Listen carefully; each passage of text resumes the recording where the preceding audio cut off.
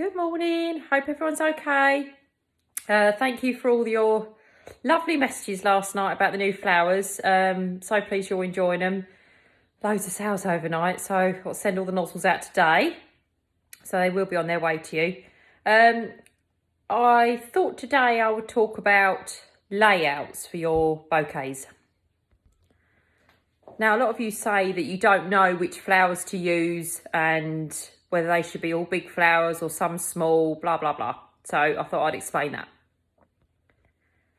When I'm designing one of my bouquets, I always stick to the same rules every time.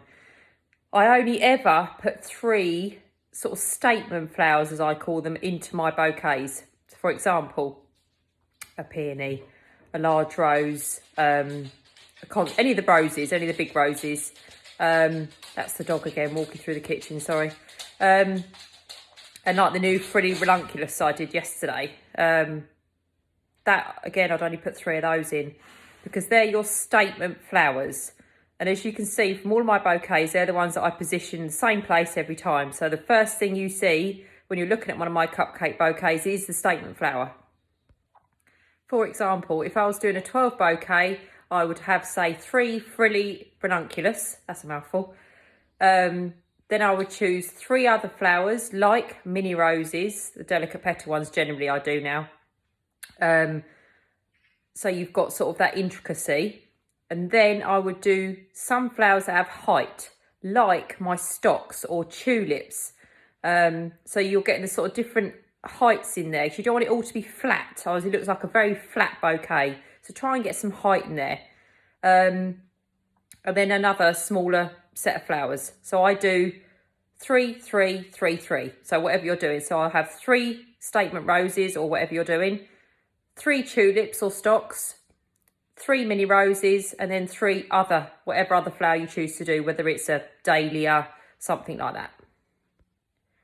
Now you can do whole bouquets of one flower. The only time I don't do this is for my statement flowers because they're too big. So when you try and fit them all in, they end up getting squashed, then you ruin your buttercream.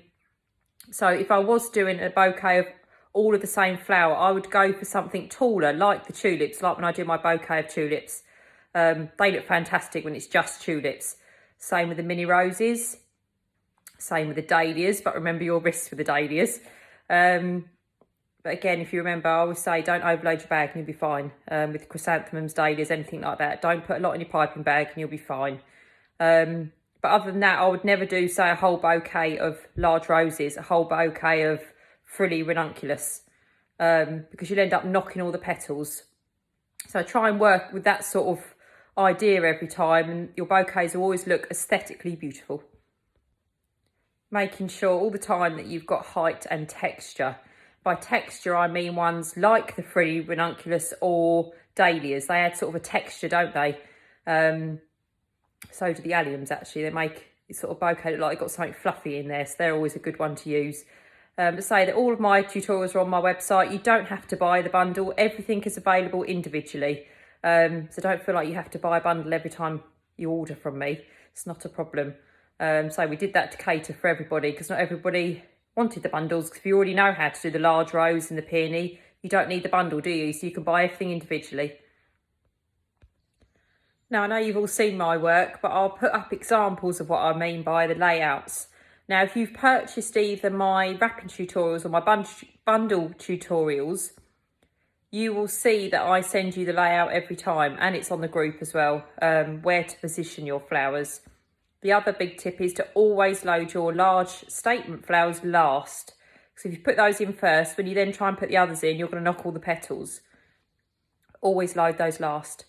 So I hope that helps. So I'll put up a few examples now so you can have a look. I'm sure you've all seen them anyway, but just to give you an idea of how I work.